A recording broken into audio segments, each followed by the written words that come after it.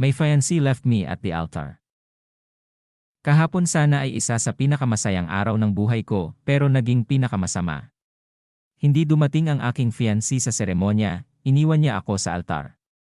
Sinubukan ng kanyang mga kaibigan at pamilya na makipag-ugnayan sa kanya, ngunit lahat ng tawag ay diretsyong pumunta sa voicemail. Matapos maghintay ng 1 oras para sa kanya, sinabi ko sa aking mga bisita na wala nang magaganap na kasal. Binuksan ko ang reception hall at sinabihan silang mag-enjoy sa pagkain at open bar. Kahit wala ng seremonya, nais ko pa ring magkaroon sila ng magandang karanasan at mag-enjoy sa pagkain at inumin. Sinubukan kong tawagan siya ng ilang beses, ngunit pagkatapos ng 3 mabigong tawag, tumigil na ako at sinabihan ang lahat ng ibang nagtatangkang makipag-ugnayan sa kanya na tumigil na rin. Maliwanag na ipinahayag niya na hindi niya gustong makipag-ugnayan sa sinuman at hindi ko nais na ipagpilitan ang kanilang oras. Hindi ako umiyak, hindi ko nais na umiyak. Sa pinakamabuti, hindi sa harapan ng lahat.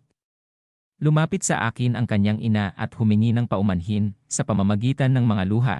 Sinabi niya kung gaano siya nadidismaya sa kanya at nalubos siyang nagsisisi.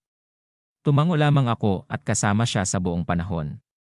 Hindi ko nais na siya ay umiyak at magdalamhati para sa isang bagay na hindi naman niya kasalanan. Ang tunay na mga MVP ay ang lahat ng aking mga kaibigan. Ginawa nila ang kanilang pinakamahusay na panatilihin ang mga bagay mula sa pagiging awkward at pinasaya ang lahat. Nagpatugtog sila ng musika, sumayaw, at ang isa sa kanila ay bumalik pa sa kanilang bahay upang magdala ng proyektor at game system para sa lahat ng mga bata at teen na makipaglaro sa isa't isa.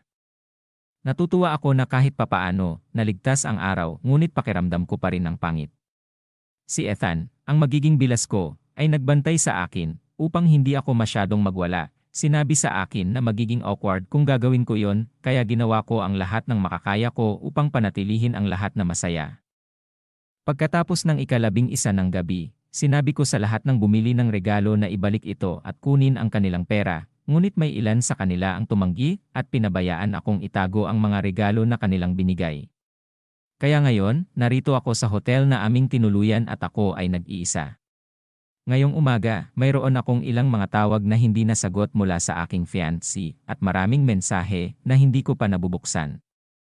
Galit na galit ako sa kanya, ipinahiya niya ako kahapon sa hindi pagdating ng maaari naman niyang sabihin sa akin na siya ay kinakabahan.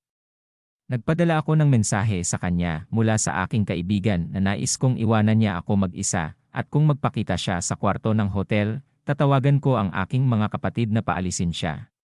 Hanggang ngayon, hindi pa siya nagpakita, ngunit tumatanggap ako ng mga tawag mula sa kanyang mga kaibigan, marahil lahat sila ay nais na ako ay makausap siya. Hindi ko alam kung ako ay mababaw o hindi, ngunit ngayon ay binabalik ko sa aking isipan ang aming buong relasyon at kung nakikita ko pa ba ang aming kinabukasan. May isa pa akong problema, mayroon akong extra na ticket sa eroplano. Ito sana ay para sa aming honeymoon, ngunit dahil wala ang fiancé ko, nagpasya akong mag-enjoy sa aking maliit na bakasyon para sa sarili ko. May ilang mga kaibigan na sasama sa akin, ngunit hindi agad dahil sa 1 linggo pa bago sila makapag-ayos ng kanilang mga anak, magbakasyon, at iba pa. Kaya hindi sila makakasama dahil last minute ang desisyon.